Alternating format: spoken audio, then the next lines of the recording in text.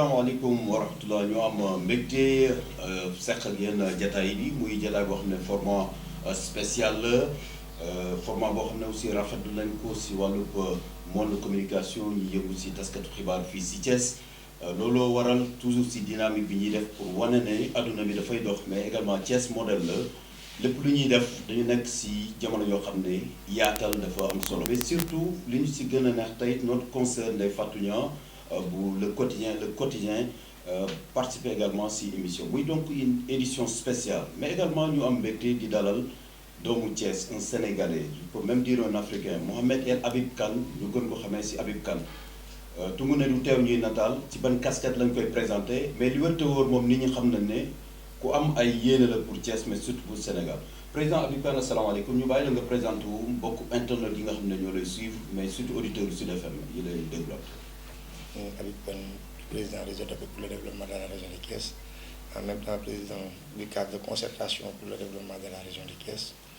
nga xamante ni moom la ñu bokk di jiital sax am na muy réseau bi njëkk réseau bi ñu jóg a juddu dafa nekkoon un réseau d'appui pour le développement de Randoulène am kayit dem ba yaatu ñu tuddee ko réseau d'appui pour le développement de la région de Thiès ñaar yooyu tey ñoo jur le cadre de concertation pour le développement de la région de Thiès. À qui je suis le président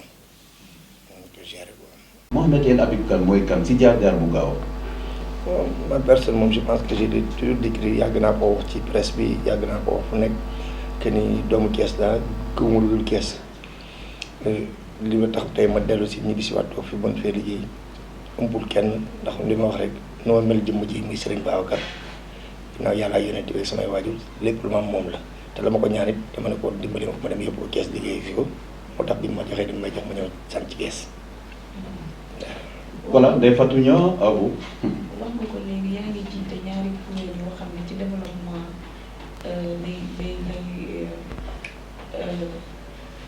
lay yëngu nan nga gisee développement Thiès. waaw développement moom ni ko nit ñi bëgg a jàppee dama ne charte bu yomb la. parce que di koy jiital pour nga def ko mooy xol bi parce que développement di ko mën a doxal dëgg mooy liñ ci war a def te liñ ci war a def dafa jege xol muy alal soo jàppee ni pour génne ko du yomb pour nga réussir ko du yomb moo tax ñun amuñu ci problème on a notre foi te alal di ñu yor looloo tax looloo destination fa mu jógee jox ñu ko looloo tax ñu jox ñu ko kon ñun ñu ngi je pense que ni suñu objectif ci développement. yéen presse Thiès mën ngeen ci def témoignage parce que xam ngeen ni chaque année mu ngi gën a élaboré wu mu ngi gën a yokk mbooloo maa ngi gën a yokk liggéey bi yaa ngi gën a dox kon yaakaar naa ni ñun foofu lañ tënku ci li ñuy liggéey ci développement amuñu ci xel ñaar daal xalaat ñu daal ci li ñu war a def duñ ko envisagé dañuy xëy rek def ko xalaat ni war nañ ko def ko mu sotti. def nga concrètement lan nga def. li ñu def boobu suñu part tey bu ñu toogoon di ko lim yaakaar naa ni 2014 ba léegi la ñu installé wu. li ci ëpp solo def ko mooy jàppale jigéen ñi fexe nañu bi ñuy doog a jóg mooy li ma la wax sànq li njëkk a juddu ci liggéey bi muy réseau d'appui pour le développement de la région pour le développement de Randoulène bi nga xamante ni 12 couloirs ko seq suñuy tante suñuy nijaay ñoo fi jógee dem dëkk ci yeneen gox yi dem ba dégg dañuy dox ci kon bi xam ne am na njëriñ ñoom ñëpp ñu ñëw dugg ci ñu fekk leen tamit fañ nekk ak seen dëkkandoo gën koo yaatal ba Thiès yëpp bokk ko tey mu wut les 58 quartiers de la région de Thiès commune de Thiès di mos ak commune de Thiès tey yaakaar naa ni Habib Kane turam egg na fu ne mais jëmm ji sax ñu bëri xamuñu ko ndax j'essaie toujours de passer inaperçu liggéey bi li ñuy def ci développement bi lépp lañ ko teg ci loxo coordonnateur muy Aliou Arma Diouf bi nga xamante ni ku ñëw ci biir moom ngay fekk ku ma woo it moom laa jox numéro neen waxtu moom la ñëpp gën a xàmmee sama tur nag gars yi xam nañ ko daan taxaw ñu ne kii mooy Habib Kane ñu doo xam ne man maay jëmm ji mooy Habib Kane waaye loolu lañ jot a def ci commencement bi fexe nu ñu formé jigéen ñi ci jus local yi ak ay extra yenn détails yoo xam ne ñu leen ci formé ñu ci dem def un financement de 116 groupements de femmes yoo xamante ni dañ leen a financé tey financement yooyu amuñ ci regret parce que c'est des financements yoo xam ne on a fait non remboursable sans intérêt de telle sorte que ñoom ñëpp tey ñu ngi ci ay 1 million et quelque ñu ngi ci 800 000 je pense que ni loolu moo nekkoon suñu objectif parce que métti na jigéen ñi tey koo ci lebal wax ne ko kaay ma lebal la bu ëllëgee yéeg wàcc da ciy am ñu jàpp ñi nit yi boo ko bëggee may doole may ko fit wala nga yeey ko wan ko yoon mooy da nga koy sas moo tax bi ñuy financé ñu sasoon leen sas boo nag regretté wuñu ko. financement yooyu ay lebal la wala may la. non on la dañ leen ko may mooy li ma ko waxee nii rek keroog bañ leen koy jox dañ ko ak xol bu yaatu wax leen liñ ci bëgg ak li ñuy xaar ci ñoom te bis ba ñu waxante ne ñoom tamit pour ñu wan ñu lañ ci am ba mu jotee wan nañ ñu ko te gis nañ njëriñ ci ñoom loolu financement yi jot nañ ko ci def formé fi ay jeunes yàggul dara 300 jeunes yi ñu formé en sécurité générale incendiaire yàggul dara yàlla def na ci la majeure partie parmi eux ñu ngi liggéey parmi eux c'était am na ñoo xam ne c'est des diplômés mais xëy na àdduna bi doxatul dox goo xamante ni tey diplôme mun na laa tax a am dara ñu ci nekk tey yàlla def na am nga ci ñi am nañ ci bunt ñu ngi ci leneen jàppale ASC yi nga xam tamit am nañu kees ci nawetaan yi daaw ren xëy na amul jàpp nañ ci jàpp nañ ci li ñu ci war a def ci li ñuy war a def tamit ci kër diine yi parce que ñun diine ñu tënk ba nga xamante ni lépp lu ñuy def rek dañuy fexe kër diine yi gis ci seen bopp parce que am na loo xam ne boo koy wootee dimbali yaakaar naa jaamu yàlla te jaamu yàlla boo koy def da nga ci boole kilifa diine yi te ku leen koo defal mbooloo mi ñoom nga ko defal moo tax vraiment yooyu yëpp def nañ ko fi école ubbee ñu jël ay fourniture jox école élèves yi tabaski bu jotee même chose correcte même chose yaakaar naa ni mosuñoo tëbal at te mosuñu ciy wàññi day yokk rek bu ñu ko commencé ba léegi mosuñoo wàññi tëbal benn at te mosul wàññeeku nombre bi ñu doon jox chaque année day gën a yokk suñu borom dañu gën a jox ñu gën di joxe. li ngeen di jël aussi du seen liggéey kese xanaa di ngeen wut ay partenaires yu leen di jàppale si ñu bëri dañu jàpp ne développement état la war lan mooy sa gis-gis. non développement moom état la war xam nga état continuité la ba pare état c'est la population il faut que ñu xam ni ñun c'est pas que le président qui est actuel sur place qui peut tout faire li ñuy wax naan néeg lu mu yaatu ci benn lal ngay tëdd lal bi lu mu yaatu ci benn wet la nga ciy tëdd le président de la République ak ñi mu wutoo ak ñi ko war a wutoo ñëpp ku ci nekk ci li nga ne benn wet nga ci mën tey dara bi fi mu nekk di def dara keneen nekk fi mu nekk di def dara bu ko ñëpp defee rek te yàlla rek tax nag parce que développement ak social c'est la foi gëm parce que nit yi booy def dara pour un intérêt personnel mais attends bul xaal am ci ndam nit ndam duñ mën ci am et la preuve est là tey soo xoolee tey fii ñu nekk ci dëkk bi ñu nekk ñun Kees problème bi ñu am yëpp loolu la ku ci gëmoon ni li ngay def da nga koy def te yàlla tax rek ku def te yàlla tax yàlla ñëwal la moom parce que nit ñi ñun ñëpp ci bokk yam ñun ñëpp ci loxo suñu borom la ñuy yeewoo ci dañuy xëyee li nekk ci ñun moo koy def ci ñun journée bi kon tey li nga koy defal te yàlla tax bu ko defee moom it mën na jël ni nga xam ne da nga leen defal te yàlla tax rek mu jël noonu seen xol te loolu moo am Kees que ni man jàpp naa ni ak tout ce qui se passe ak nit ñi dañu jàpp ni ñu koy def ci lu baax ba tax bu ñu xëccoo jotee wala wutoon te jot ku ci nekk mënoo jot li nga bëgg parce que li nga doon def doonul doon quelque chose de maanaam du loo gëm parce que man jàpp naa ni man li ma gëm bu ma koy def te yàlla tax yàlla jox yàlla ko defal mu defal la suñu borom kenn mënu koo lebal li mu yor yaatu na yow mii defit day def ci yow li tax nga mën a daaxe kon booy def ci moom te moom rek tax xaaral en retour li mu la war a delloo parce que nit ñi tamit il faut nga jàpp ne li ñuy jël ci yow du loo xam ne yaa ko moom seen wërsëg la muy man di keneen ak keneen képp kuy xëy di joxe jàppal ne wërsëgu jàmm ngay joxe am ci as tuut man li ma gëm la suñu borom ma joxee tey 10 000 ne ma Habib 10 000 yi séddale ko jàpp naa ne bu ma koy séddale ne ma jox 20 000 boo xam ne ma joxee 10 000 lekk 10 000 mais su ma lekkee 10 000 jàmm boole ko sama 10 000 wala ma jël 10 000 boobu da ko joxee daf rek ngis tel ñëpp xam ne maa ngi koy joxe bu subaa naa bëgg a séddale du ma mën a séddale wala ma doon xaar en retour du ma ko ci am gain de cause bi foofu lañ toll à Thiès et je pense que il est temps que ñiy def développement xam ni développement kon ni ngeen ko waxee c'est du social kese la te social li koy jiiteel mooy la foi. mais da nga am ay partenaires yu lay jàppale. waaw partenaire bi yan bi aussi woyoful. partenaire bi moom Babacar kon la may wax rek man je pense que ni gis ngeen ki pas mal de personnes yi fi jaar Rose Valdini jaar na fii et cetera ku nekk jaar na fi ci man pour mu am na mu def pour ñu ànd liggéey mais en retour dañuy retiré wu li tax ñuy retiré wu parce que fañ may bëgg a jëmee ak man sama vision ñoom bokkul. que ne les gens là il faut les obliger pour ñu defal ma lii il faut les obliger pour ñu mobiliser leen def leen di ak non tel est le cas. yàlla dañ lay bëgg utiliser politiquement. voilà man je suis pas d'accord dans ce principe. nit ñi mooy li ma la wax rek nit ki boo ko defalee teraanga jarul nga koy woo fii ko lebal mu fay la bu doon boo fayul ci àdduna rek fay ko may xam te jàpp naa ni ñun ñëpp tollatuñ suñu borom tollatul fu muy xaaree ba suñu penc ñi fiy leble lu baax ñëpp suñu jaay bu ñu xëyee fayoo ba tey ma personne quand on parle de partenaire. man je te dis que ni ginnaaw daal laa yónni bi kon li ma wax samay waajur man samay partenaire a ngi nii Serigne Babacar Lam sëñ Fallou ak sëñ Blaat ñooy samay partenaire mu kenn ci dëkk bi ku ñemee taxaw ci presse ne Habib Kane jox naa ko nangam jàppalee naa ko nangam pour mu jàppalee ko réseau bi amul et je le dis à haute voix sur le plan national et international ñett ñi nag moom bu leen neexee ñu wax ko parce que ñoom mais terewul daan ci ñëw xam naa Ndeye Fatou dina aborder waat léegi mais Habib Kane du ma ne lu jaaxal nit ñi sax mais li nga wax ñett ñi nga àndal ginnaaw waajur yi ñu mat a àndal lañu ay wéeruwaay yu wóor mais mbiru doomu aadama la ñuy wax ay nitu yàlla am nañu baatin li lañu yàlla defal mais le Thiessois le citoyen lambda buy amul baatin ne man moom li muy mën a dégg mooy naam Habib Kane gis nañ ko mi ngi liggéey mais la muy liggéey dafa yor njaboot pourquoi toujours ku am soxla rek ne xaar ma dem seeti ko en fait loolu philosophiquement parlant peut-être am na ñu ko mënul comprendre mais il faut nga comprendre leen liggéey ñàkk jëriñu lu am na mais ñeneen partenaires yooyu ngay wax noonu. mais tey am ngeen cadre boo xam ne dañ ci ñëw de concertation cadre boobu ay politiciens ay kilifa diine ñu bari ñu ngi si parce que yéen gëm ngeen ne. Thiès tey kenn warul toog rek sa rox pour développer ko kon ñëpp war a mën a ànd. est-ce que loolu di nga ko méngaleeg nga mën a ñooñu bokk leen peut-être gis-gis ba pare ngeen am cadre boo xam ne war ngeen ci mën a daje pour développement Thiès. waaw kon ni nga ko waxee xam nga le cadre là bi ñu koy créé dañoo def appel à toutes les autorités de cette ville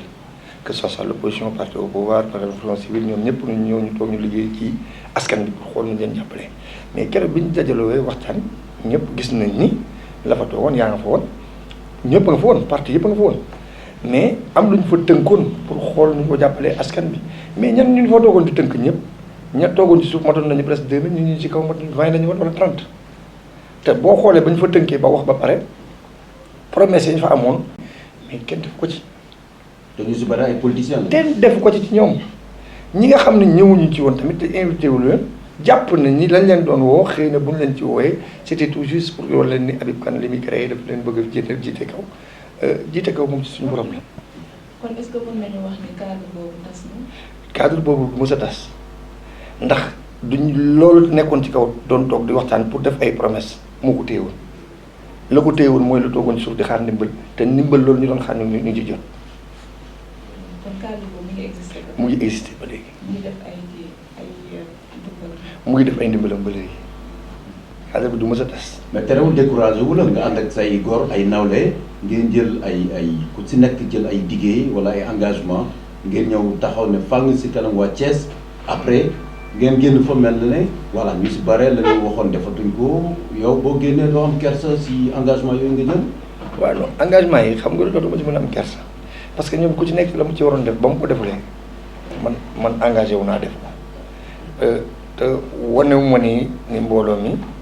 parce que ñoom duñ ma joxoon ma dem taxaw naan jox nañ mais je pense que ni ku ci joxe woon ci ñooñu fa toogoon tey xam ngeen ni dina woote presse bi ne joxe woon naa au nom du cadre ce montant là wala def naa fa lii ak lii mais ñoom ñooñu tey maa ñoo ma nekk dëkk bi li may wax ni ump ni fii ak ñaari fan wala ñett di ngeen ko génn ñoom dañ ko gis te bu fekkee ne kenn ci ñoom am na ci lu ma ci constaté mën na ko constaté parce que du ci kenn bu ci fukki dërëm joxe ko léegi ay promesse lañ fa waxoon respecté wuñu promesse yi et puis ña fa toogoon tamit lañ doon xaar ci ñoom jàpp ñu ni ñoom rek lañ ko mën a jox man donte maa ñoo ma nekkoon ci kaw mais lu bëri yow ump la ci xamante ne suñu biir ku ci nekk xam nga loo mën ak lu sa mën a mënul voilà loolu moom amuñ ci xel ñaar quoi. wax nga ni sa biir wax kenn du la utiliser à des fins politiques. est-ce que kon Habib Kane politique. xam nga politique moom dama ne sama papa daf ma doon benn affaire moom fii nga toog la sama papa dëkk. Et puis moo remplacé woon le docteur Bathily en 82 mu assuré un intérim en tant que maire sama yaay nekk responsable 4e coordination nekk parti socialiste nekk le service au niveau des zones 4 kon man je pense que ni ci politique laa juddu tey bu ma nee duma politique tamit du ma ko wax d'une façon boo xamante ni dinaa mën a lor wala ma lor sama bopp ndax sama bàyyi ni moo wax naan man kaa ñu fal la mooy dàqaaren fal leen tel est le cas de mon père bi mu nekk premier adjoint au maire le maire feebar dañu woote Dakar Abdou Diouf woote ni li ko remplacer c'est tout juste rek war la benn ouverture ci sama attitude ci sama yoon bi ñu leen Abdou Diouf woowee Dakar ñoom ñëpp ñu dem sama papa dem moo nekkoon le premier adjoint bi ñu demee toog mu leen anam Malikan Pa Girital Mbaye dem si yàlla xanaa jëna dégg naa moo jóg ne ko Malick Kane nee na ñëwul mu ni ko tax Malick Kane nee na ñëwul mu ni ko Malick Kane nee na nan la mën a nekkee premier adjoint au maire feebar waxoo ko mu assuré intérim bi nga ne nañ ñëw fii pour ñu fal maire mu ni ko dellul kees ak ñi ngeen àndal ñëpp leen dem ne ko fal naa ko maire sama papa noonu lañu ko falee maire kon je pense que nii mooy li may wax ñiy fal dafa am lu ñu soxla ñi nga xam ne dañuy bëgg ndombal tànk ci politique dafa am lu ñu soxla muy mbooloo te mbooloo mi doo ñëw rek taxaw seen kanam ana man ana yow rek ne fal leen ma ñu fal la dafa am lu ñu laaj yow mi dëkk ak ñoom am yoo leen di wan am nooy doxee ak ñoom am ak ñoom yenn relation yi affinité yi ba nga xam ne bu ëllëg jotee bu yóotu jotee boo yëkkati sa loxo sax ñoom ñu mën nañu yëkkati seen loxo ne tey ñoo jël di jox ko li ñu yor parce que gis nañ ni bañ ko joxulee dara lam am mu ngi koy bokk ñun kooku jox ko dina jox je pense que ni ci dynamique boobu lañ toll mais kon ni ko waxee utilisement fin politique moom yombut parce que xale la na du ñu mag mais xam nañu àdduna dox nañ xam nañ lu nekk am nañ jaar-jaar kenn nañu tukki xam lu bëri biñ ñii bi see tamit tënku ci ñi tënku rek ñu defal ñu li gën ci ñun ndax boo xamee sa yoon doo ragal fi nga jëm ndax jëmb ji muy Sëñ Abdoulaye Mbacké 85 laa toog ak moom mu ñaan mu ne ma li nga gën a bëgg sa àdduna moo ko mu wax ma ko mu ne ma laaj ma ko moo ko jëm boobu affaire xale ma ne ko montre ak mburu ak ginaar sama yaay ngi may tooñ an kii waxul ci njàngam bi sañ loolu nan ka ñett yi muy laaj ku tekkiwul du ko am ñett yi mu laaj njëg la te ku tekkiwul du ko am kon njàng mi tekki nga ci bëgg jàppal ni dina tekki loolu ma jëlee ko ci Sëñ Abdoulaye Mbacké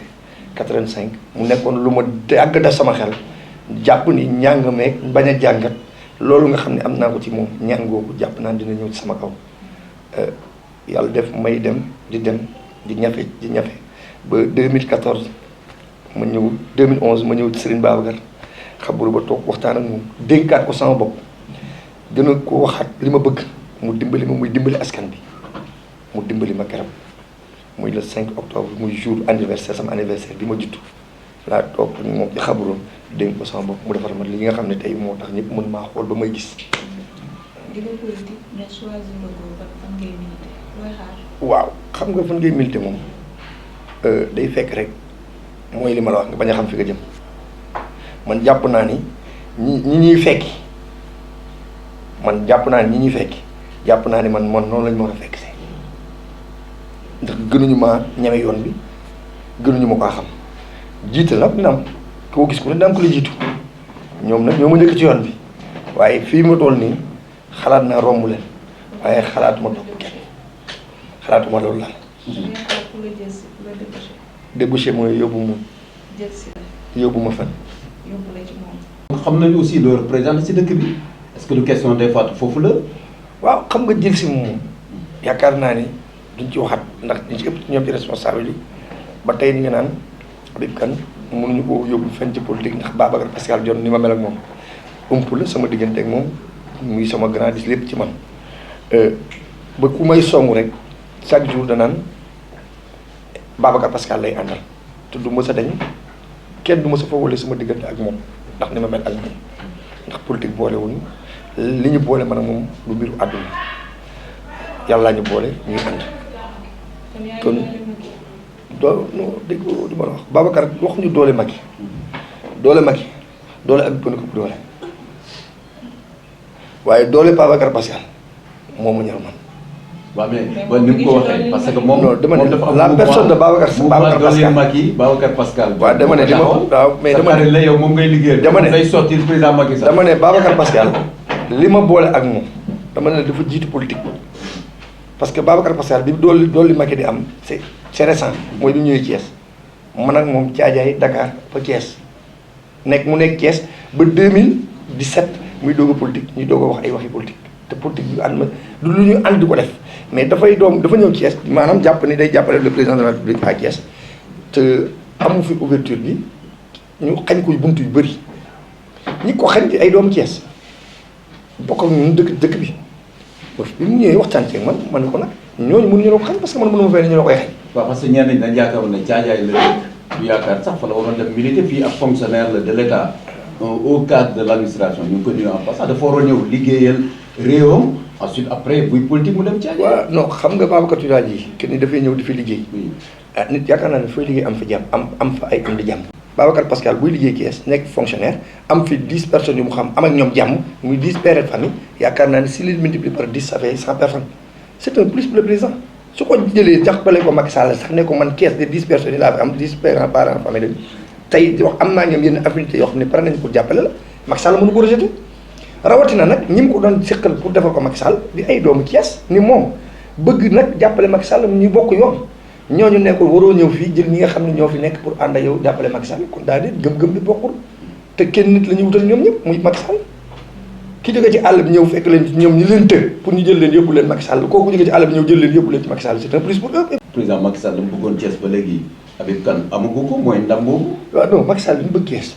wax naa ko du ma jëg di ko ci wax tant mu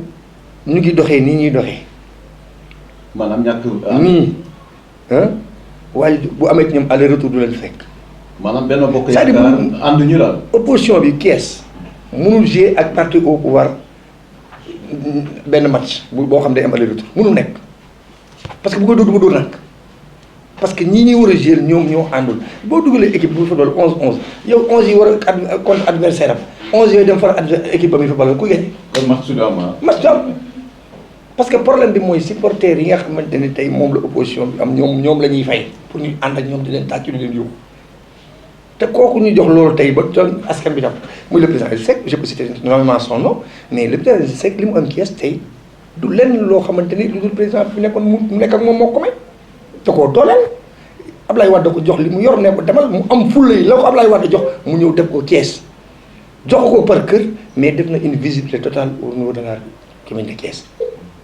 lamp yi tàkk nañu tëli yi leer nañu c'est vrai que ni il a accéléré Thiès en un seul coup ba nga xamante ni Thiès ay ñi dëkkul Thiès sax ku romb Thiès kontaan. le programme de l'indépendance 44-44. 44-44 bi. ok qu'est-ce qui empêche au président de la République Macky Sall de prendre ses engagements jël doomu Thiès boo xam ni gëm na ko jàpp na ni kii mën na dara Thiès bu ñu ko joxee am na objectif lu liggéey waxuma mën dara parce que nit ñi kenn moomu leen affaire bi ay ñëw dox nit ñi xaalis de loolu de affaire bi mooy des réalisations comme l'a fait Idrissa Seck avec Abdoulaye Wade Macky Sall c'est ça qui lui manque. le président Macky Sall jël na lu ëpp ñeent fukki doomu Thiès yoo xam ne par décret nommé na leen jox ay postes de responsabilité. mais ñooñu président da leen jox ba pare delloo ñu fay ñu naar ba xor moom loolu la wala da ngay xaar. xam nga dafa am dafa Habib Kane dégg naa la Thiès dooleel la. non dafa am ñaari fay xam nga ki ànd ak Macky Sall en tant que tel ak en tant que tel intellectuel wala en tant que opérateur économique jël say bien ni Macky Sall day dem aux élections dama koy jàppale wala koo xamante ni tey mën nañ ni il n'a qu'à savoir làmbinam la yor ratatat yuuxu def lii jàppale Macky Sall ba Macky Sall falu mais kooku mu ne Macky Sall bu jëlee ndombal bu falu mais day il est obligé buy dagg gàttal jox ko wàll da koy jox wàll bokkul ak ki dëkk Thiès dégg doomu Thiès bëgg Thiès ki bëgg Thiès dëkk Thiès c'est-à-dire quand Macky Sall bu ñu ko falee ñun faluñu ko parce que dañ ko bëgg def président Sénégal dañ ko fal pour mu liggéey dans le développement de notre pays ñi nga xam ne c'est des acteurs de développement ñi nga xam ne Thiès seen dëkk la ñor qu'il soit à Thiès Diourbel ou quelque part fu mu mënti ne mais il doit collaborer avec ces gens-là mais rayon bi du c'est pas Macky Sall et son gouvernement du ñooñu parce que yaa fay baa ngi nii lan mooy problème Thiès yaa ko wax y a presque 20 nominés ñoo xam ne une quarantaine ñoo xamante ne tey une quarantaine ci benn dëkk boo xam ne y a 58 quartiers soo divisé dans les normes ñu jël les quarantaines nominés bu ñu jëloon ku nekk benn quartier mais minimum Macky Sall mën na gagné Thiès 40 quartiers mën na ko gagné te bu 58 quartiers su 40 quartiers gagné na yëpp mais bu demee ba mun am possibilité boobu mais parce que y a problème parce que dafa jàpp na législative 2017 gagné na département bi. non dina gagné et 2019 dafa ñëw. non xam nga dafa war a renversé waat donte département Thiès jox na ko plus de 100 000 voix quand même bu ko xeeb. mais gëm nga ne Thiès ville moom daal moo tëj quoi président. non xam nga problème bi lu tax mu koy gagné 2017 umpul ni kenn ni boycott bi sax la gars yi prévoir gagné woon day yomb parce que li kenn liggéey lu tax nga war a koo contrecarrer mais bii ni bi mu ñëwee.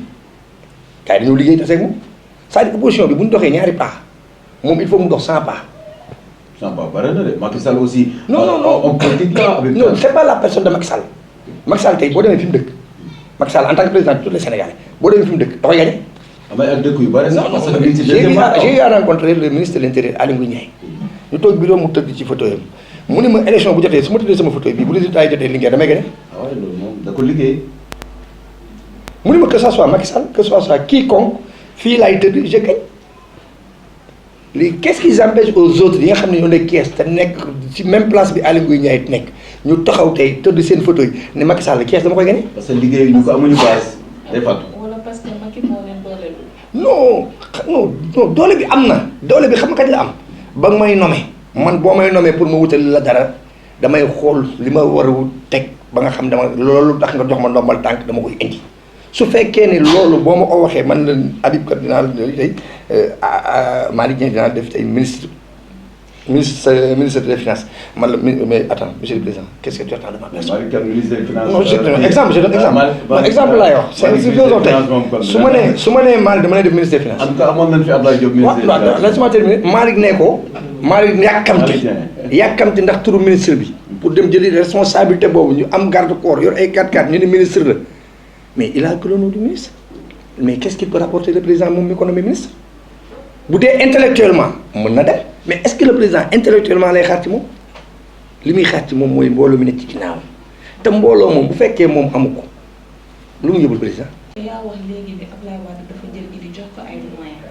moo tax Idi nit ñi topp ko ba léegi. parce que Macky jox na ay moyens parce que ndomba tànk rek du moyen. mais foofu laa jëm a yóbbu parce que li koy def ki ñuy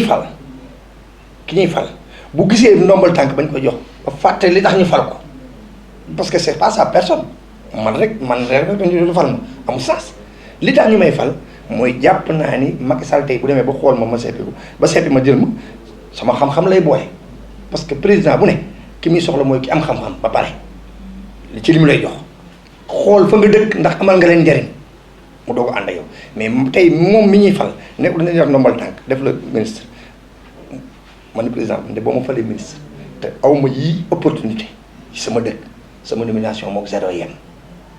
soo ma bëggee def ministre c'est pour ma jàppale la léegi pour ma mën laa jàppale il faut nga defal ma lii sama base arrière soo ma defalee lii sama base arrière su may ñëw damay xam ni ñii ak yow yéen a ma fal ma mën a taxaw mais bu fekkee ni moom xoolul lu dul la muy gagné pour sa personne kese du xool du jàpp Macky Sall du ko mën a jox dara. ki ngay nommé bu amee ful lay wax la li mu bëgg soo ko mënul du jël li nga koy jox mu bala ko pourquoi ces Thiessois-là ces nommés là amuñu ful lay taxaw ne ko Idriss Seck li ko Ablaye Wade defal ba mu jël Thiès defal ñu ko ñu dem jël Thiès. en 2004 44 milliards la ñu wax ne dañu jël ay grappe de convergence la ñu waroon def si ñetti at ñu dajale ko si benn at def ko si benn dëkk. xalaatu président Idriss Seck muy lu rafet président Abdoulaye Wade fekk si pour dooleel mais loolu bu continué woon tey jii peut-être Sénégal dina romb fii mais Habib Kane président Macky Sall bu jëlee nommé ay doomu Thiès ay poste ministre PCA directeur général ba si député ñoo xam ne si liste nationale la leen tànne mais dese lu leen dara mais lan la leen war a dooleel te président Macky Sall bi ko falee léegi nee na dugal na lu ëpp junni milliards ci région de Thiès mais fan la xaalis boobu. mais Babacar xam nga yow tu parles du président ak ses nommés. Moi je parle du président et de la population. Parce que man fi may tontu tey si on blâme man si je blâme ñi ñu nommé lay blâmer parce que li tax nanguwu ñëw jël seen responsabilité en tant que tel bu ñu leen di fal Macky Sall di leen woo di leen fal tey on peut nommer on peut noter le nom de Siré Dia. PCA Lonase, ancien il fait parmi des nommés. Parmi des nommés. Donc, non, il fait parmi des nommés. Mine de rien, la responsabilité que nous avons en tant que directeur de poste, créer des emplois. Je ne peux pas dire le nombre, mais si on parle de 200 jeunes, ils ont été à Thiès. Quel est nommé les 40. Prends les 39, vous n'avez que 200. Multipliez plus de 200 de Syriens. Vous savez combien de personnes? Vous savez combien de personnes? 16 000 ou bien 12 000 emplois. 12 000 emplois pour cette région. Que tu divises dans les 3 communes. Commune bu ne nga may ko benn 4 000 emplois. Mais ça fait partie du développement de cette ville. day yombal liggéey Macky Sall parce que problème bi mooy defar mbedd yi taal lamp yi baax na mais tolloonu ci cette dynamique là dynamique bi ñu toll mooy lekk ak naan te Sénégal dama lay wax dañoo am chance heureusement ba ñu amee kilifa diine yu baax yi mais ñun ñu tukki xam nañ ni lekk kaay añ Sénégal la am particulièrement à Thiès Dakar amu fa particulièrement à Thiès ak dans les autres régions mais tey suñu amoon ñii yeneen dëkk yi di dundee wala sous région wala Dakar tey ça sera plus pur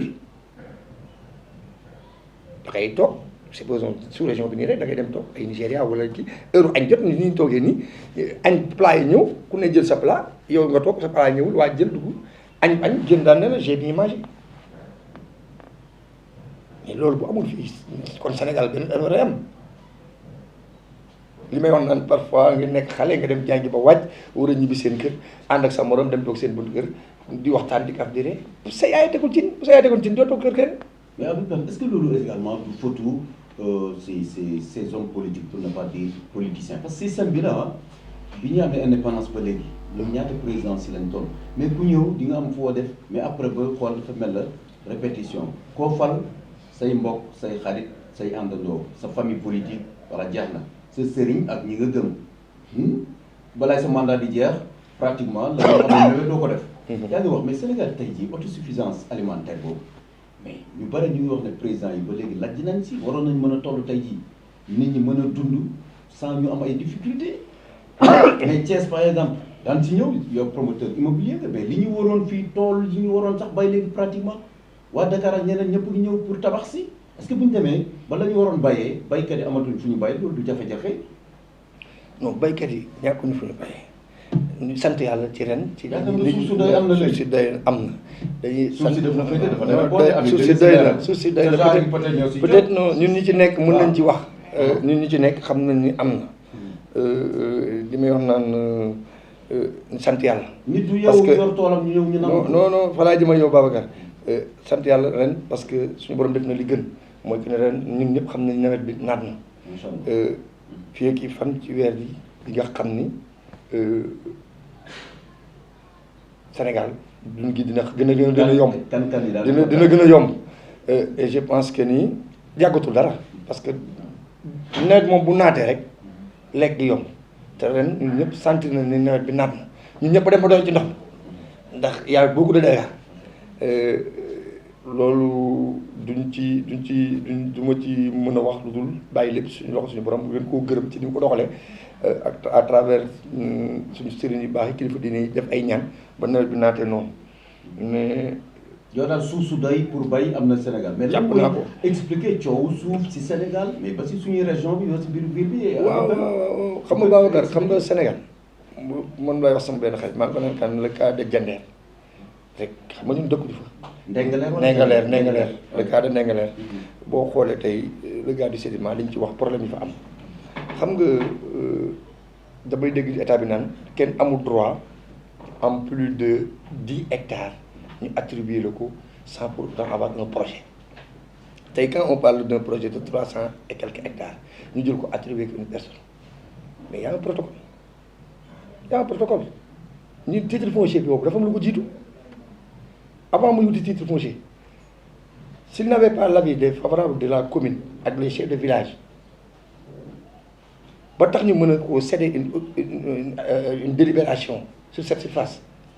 du instruire pour am bay am titre foncier mais bu population bi demee ba révolutionnaire daan ne bañ ne ñett dootul am parce que les protocoles ne se sont pas respectés la mu waxante woon ak ñoom mu nekk ci protocole bi buñ ko génnee wax ji day leer parce que protocole boobu moo ko permettre gars yi nangu li mu def protocole boobu moo ko may ñu ni ko 300 hectares yaa ngi ni protocole bi moo ne ko man su ma defee lii dinaa jël ci waa dëkk bi 4000 emplois dinaa leen defaral hôpital dinaa tabax école dinaa jëndi ambulance dinaa tabax jàkk ji dinaa def lii mais pour un début à chaque fois day dal les promoteurs ak les partenaires yi nga xam ne dañuy ut suuf dañuy ñëw taxaw pour un coup rek ñëw taxaw ñu am jumaa jaa ngi nii ñu peinturaat lal moquette jënd benn ambulance garé école baa ngi nii def benn dafa réfectionné waat douche yi daal di dem foog ni atteindre nañu l'objectif du protocole. bu ma la déggee lu ci bare promoteurs yi ñoo dul matal engagement yi.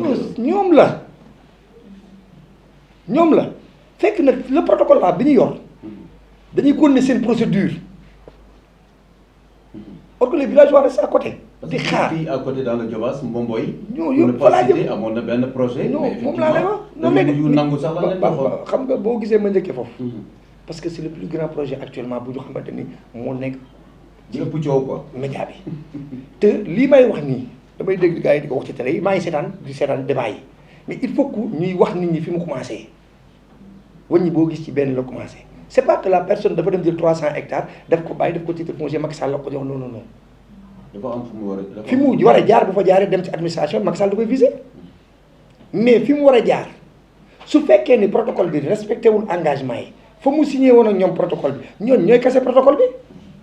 en retour day perte titre foncier boobu mu jël bàyyi ba mu jël dañ koy jël delloo ko askan bi nga xam ne ñoo joxoon seen avis pour ñu mu d'accord ñoom sur ce principe là kon loolu amul dañuy kase ce verdict là. mais avec kon na expliquer léegi receveur des domaines yëpp pratiquement ñu ngi politique ñëpp ay jàppale nguur gi mais noo koy expliquer aussi. non xam nga politique moom. que ça soit receveur que ça soit la personne avec que ça soit quiconque da ngay ànd ak ki nga bëgg parce que receveur nit la receveur turam la bu nekkee bureau mais bu génn ci nit ñi nit la ñëpp. kii fi est-ce que bëggoon poste yooyu ñu leen jox parce que ak chef des services fiscaux d'une région quand même le receveur des domaines donte li ngay wax ne mairie yi am nañ ci cër bu yaatu mais toujours ñoom la ñu wax boo wax ñu ne domaine receveur moo signé lii moo la ak coow sa. non mais yow tu me poses deux questions différentes. waaw mais ñoo bokk. non tu me poses deux questions différentes bu ñu jógee ci li ñuy wax nii nga bëgg mu wax jëm ci côté receveur bu ma dem ci moom day nekk benn étape boo xam ne dañuy jógee kon li ma la wax nii ma doog ci mën a dem. léegi yow sa explication receveur yi des domaines pratiquement Sénégal. ci ban firnde maanaam ban question nan nga ma bëgg a laajee receveur bi ci li mu def lan la war a def wala lan la wax. wala mais bu njëkk ba. da nga naan peut-être nit dina nekk si dëkk si dëkk. receveur sax peut-être du xam turam bu mu liggéey fa ko romb fa dem feneen. mais léegi receveur yi ñooy nekk au premier plan si politique bi. Babacar Pascal Dione tuddoon nga ko ak mouvement am MDM ba doon leen Macky. JBC bi fi nekk mi ngi jàppale président Macky à Oréfondé dans la région de Matam. ok à côté à Mbour notre ami Magueye Boye mi ngi politique à Khombole bëgg na nekk maire Khombole juste pour citer exemple le directeur des domaines Mame Boye Diao dégg nga directeur général des impôts ñëpp ñu ngi si politique bi quoi loolu laa bëgg wax yow. yow miy liggéey ak ñoom. loo ko expliquer. voilà politique moom damay wax ci déjà pour far bi en tant que receveur. du ma ci wax mais je parle au nom de JBC en tant que receveur wala Babacar Pascal en tant que receveur ou bien Mame Boye Diao en tant que directeur que ni moom que. Je peux donner même le nom du DAGE du ministre de la Justice à Ablaye Sy, qui est un inspecteur des impôts. ñooñu ñëpp c'est des exemples tey dañu am seen maanaam seen yéene bopp ne dañuy faral diw loolu moom la engagé mais bokkul ak li nga xamante ne nag liggéey administration la administration bi bokkul ak fi Macky Sall bu ma neexee ma jël sama carte ma génn léegi taal sama oto dem bokk ci élection Macky Sall jàppale ko mais bu ma Babacar Ndaw soxlaa et cetera avec la population damay dem toog liggéeyal leen. mais nooy expliquer Thiès am ñu ay citoyens yu honnête am seen ay terrain ñu ñëw ñu ni receveur ak mairie service technique ñoo ko nangu jox ko ñeneen yow miy liggéey si wàllu suuf. expliquer ñu voilà yaa ngi may doog a posé c'est ni am na loo tëb parce que ñi fi nga commencé question bi dafa am ñu leen jiitu dans chaque quartier il y a un délégué de quartier dans chaque quartier. Il y a un délégué de quartier. ñooñu am nañ poids bu mën a. Le délégué de quartier bu ñuy def les recensements des terrains pour la désaffectation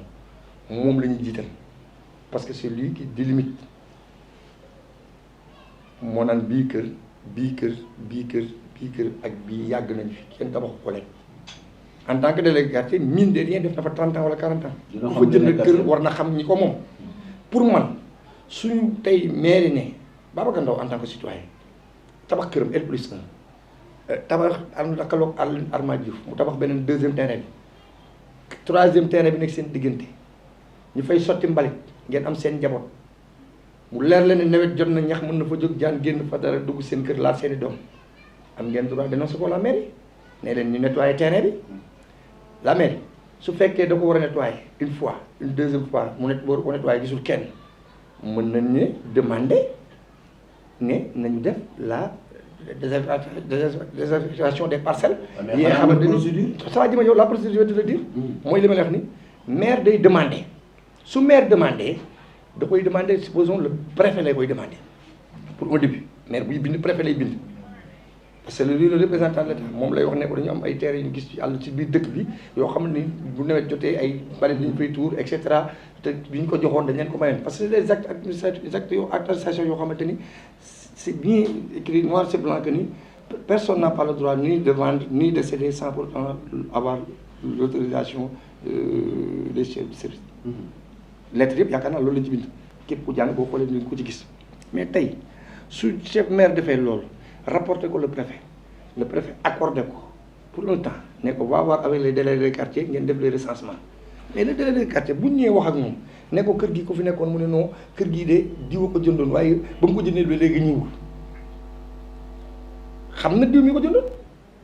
wala diw lañ ko mayoon parce que côté yooyu du terrain ñu jaay Mbour 3 Grand Saint Mbour 2 extra yooyu ay terrain yu jaay lotissement administratif yëpp du ñu jaay état ko dagg maye ko ñi ñu ko jox ñëpp dañ leen ko may kenn jaay la comme daal ma la léegi bu doxee maire loolu maire ànd ak moom dem gis na délégué quartier wax ko délégué quartier bi ñëw ne ko non diw ko jëndoon mat na fi ay at ñëw mënu mais délégué quartier buñ la defee le délégué quartier dafa am lu tax ndoxlo est-ce que le délégué quartier mënul leen ne may leen ma 1 mois wala 2 mois que je puisse faire le tour du quartier laaj ko ci nekk borom terrain bi ndax xamoo fu mu dëkk ndax xam nga ko wala xamoo ko. day sax danaa la demal ci presse bi def communiqué. non egg ko ci ce point là dama ko ci ce point là egg ko ma tey yow. parce que 5 minutes moo non dama ne waaw non d'accord mais dama ne le délégué quartier moo war a def loolu su ko délégué quartier deful lan mooy am mooy le maire en personne su délégué defee li mu def ba pare dañoo rapporter ko maire ne ko def naa lépp mais bii ak bii ak bii gisuma seeni borom kenn xamul yàlla rek nga xam s'il l'a fait de bonne foi ou pas lan mooy xew le maire day jël tenir compte par rapport à ça le maire il a un président comité domanial au niveau de la mairie mais su commission amee mu nekk commission bu war a dem administration centrale le maire de la commune que ça soit Alioune Sow Lamine Diallo Pape Diop ñoom ñëpp dañuy nekk ay président comité domanial. maire de la ville là donc. le maire de la ville c'est lui actuellement qui vient comme maire. maire central mooy ñëw kon maire mais les 3 maires dañuy nekk des présidents comité domanial.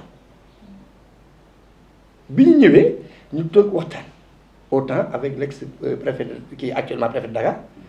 toog ñu waxtaan ñu d'accord ñu seet ce principe là léegi nañ désaffecter les parcelles léegi na maire def l'annonce mais foofu la erreur bi amee faille bi mooy bi maire di def annonce pour la désaffectation des parcelles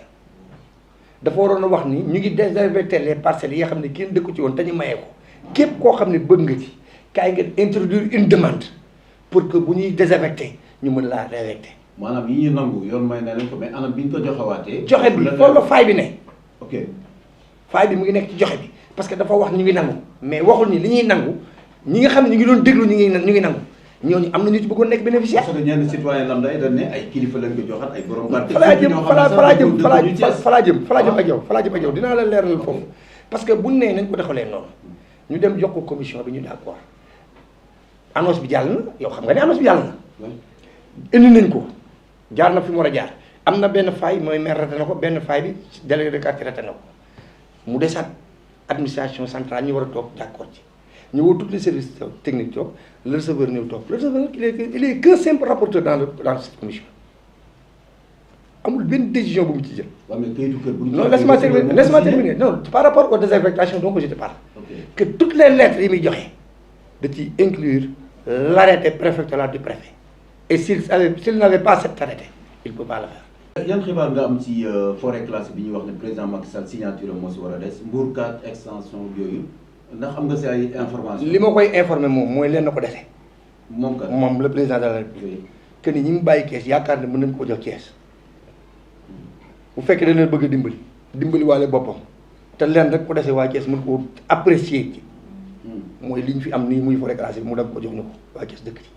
ñu dëkk suñu jaxat-jaxat waaye te waat ko rek. non jaxat-jaxate bi da ngay fekk rek mu bëgg ko mu tugal ko ci loxo yi koy jaxat-jaxatee mais na ma déggee woon mu wax ko ne dina ko teg ci loxo préfet ak loxo le receveur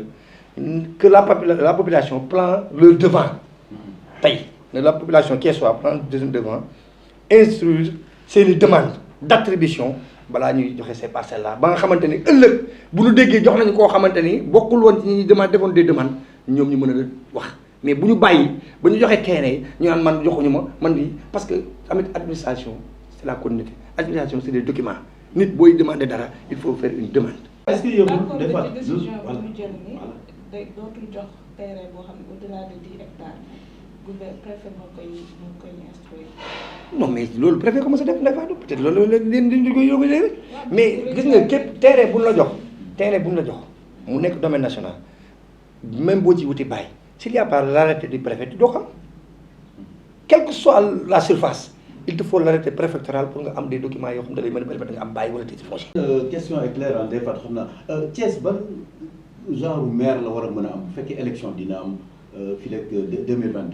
ki war a doon maire bu Thiès léegi El Habib nan la war a mel. politiciens yi daje dem campagne ñëw ñu ni voilà kii moo ñu doy ainsi de suite comme bu njëkk ba da ngay fal sax tête de liste bi ñu dem conseil yi voté keneen. mais léegi wax nañu suffrage direct la kay nekk tête de liste moom bu listam gagné mooy nekk maire élu par force. mais bu ñuy tabb léegi liste yi si sa gis-gis maire Thiès ban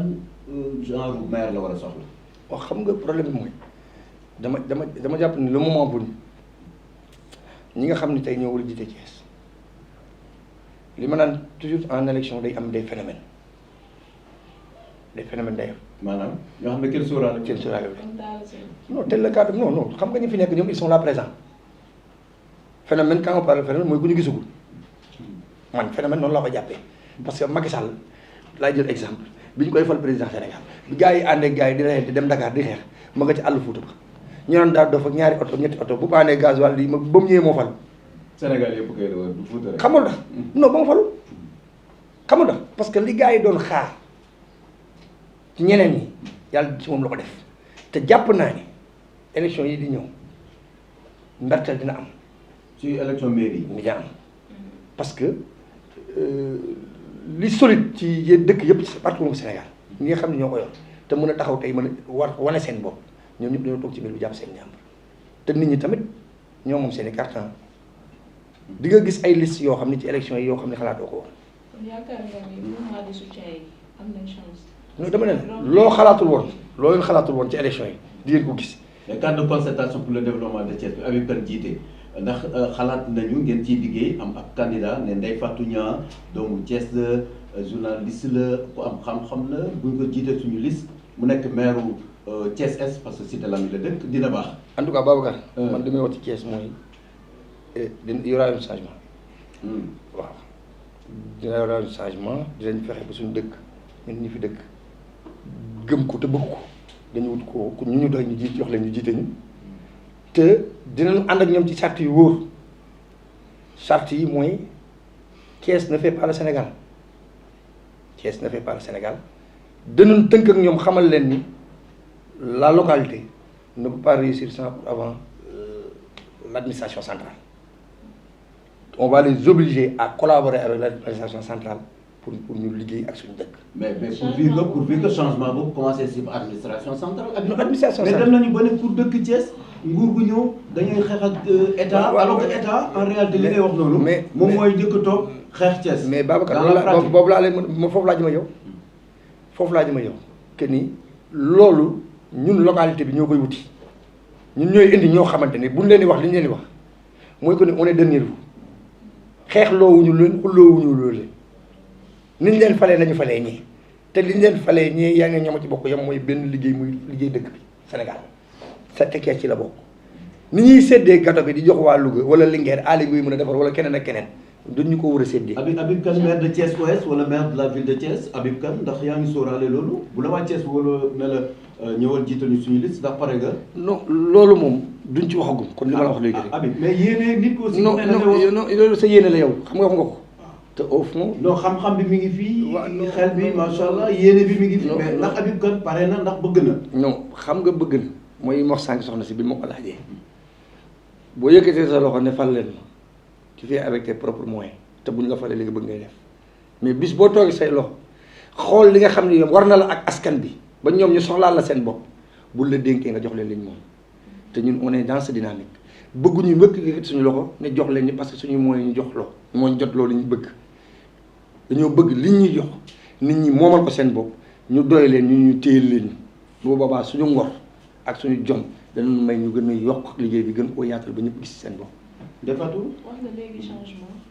est-ce que changement boobu mooy jëlee fi Idi dëkk boobu moo fi nekk. non même Idi ba desee